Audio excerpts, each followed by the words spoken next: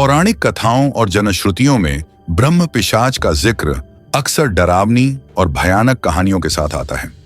ये एक ऐसा प्रेत है जो किसी ब्राह्मण या ज्ञानी व्यक्ति की आत्मा के पिशाच बनने के कारण उत्पन्न होता है। यह कहानी एक ऐसे ब्रह्म पिशाच की है जिसने अपने ज्ञान और शक्ति का दुरुपयोग किया और उसका परिणाम उसे पिशाच बनने के रूप में मिला। कहानी की शुरुआत होती है उत्तर भारत के एक छोटे से गांव से, जहां एक महान पंडित रहते थे। पंडित हरिप्रसाद गांव में अपनी विद्वता और कर्मकांड के लिए प्रसिद्ध थे। वे वेदों और शास्त्रों के ज्ञाता थे और उनकी सलाह पर गांव के लोग अपने धार्मिक अनुष्ठान करते थे। उनका नाम सुनते ही लोग श्रद्धा से सिर झुका लेते थे।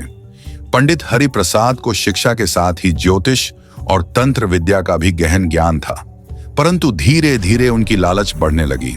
वे अपने ज्ञान का उपयोग लोगों को डराने और अपनी प्रतिष्ठा को बढ़ाने के लिए करने लगे। जो भी उनसे अनुष्ठान करवाने आता उसे अत्यधिक दान दक्षिणा देने के लिए बाध्य कर दिया जाता। समय के साथ उनकी आत्मा में अहंकार और लालच का प्रवेश हो गया।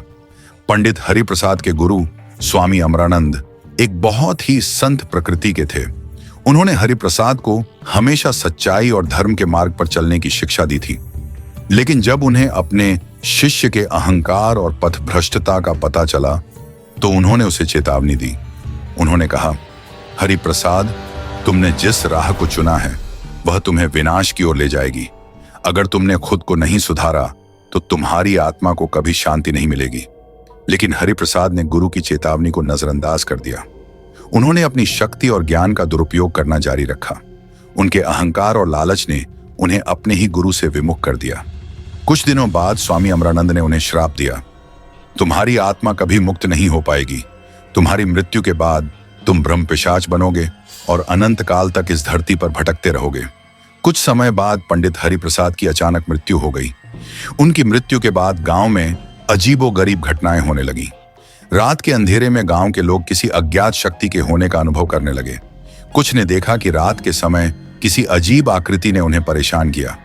यह आकृति न तो पूरी तरह मनुष्य थी, न ही पूरी तरह पिशाच, परंतु उसका चेहरा परिचित था।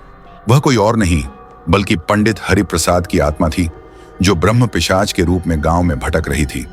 ब्रह्म पिशाच का स्वरूप अत्यंत भयानक था। उसकी आंखें जलते अंगारों की तरह लाल थीं और उसका शरीर आधा पिशाच और आधा मनुष्य जैसा था।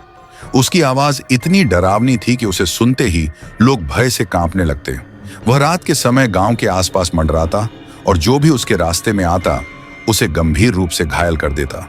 गांव में डर का माहौल था। लोग सूर्यास्त होते ही अपने घरों में बंद हो जाते। ब्रह्म पिशाच का आतंक इतना बढ़ गया था कि गांव छोड़कर जाने की नौबत आ गई।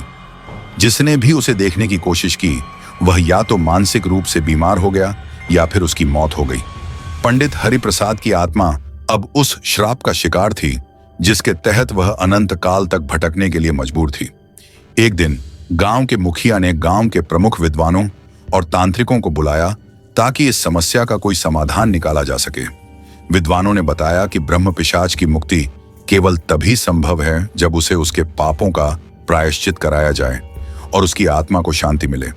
लेकिन यह इतना आसान नहीं था, क्योंकि ब्रह्म पिशाच अत्यंत शक्तिशाली था और उसे शांत करना बहुत कठिन कार्य था।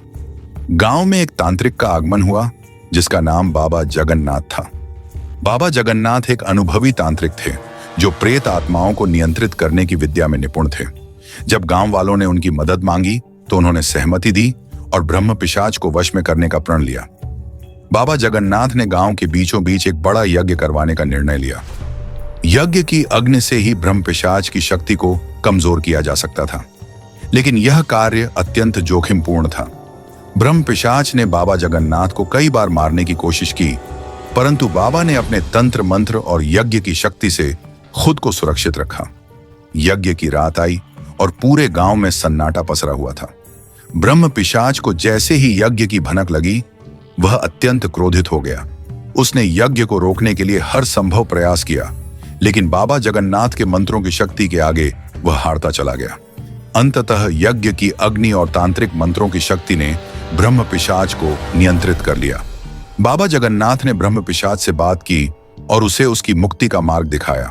उन्होंने कहा, तुम्हारी आत्मा इस दुनिया में इसलिए भटक रही है क्योंकि तुमने अपने जीवन में अत्यधिक पाप किए हैं।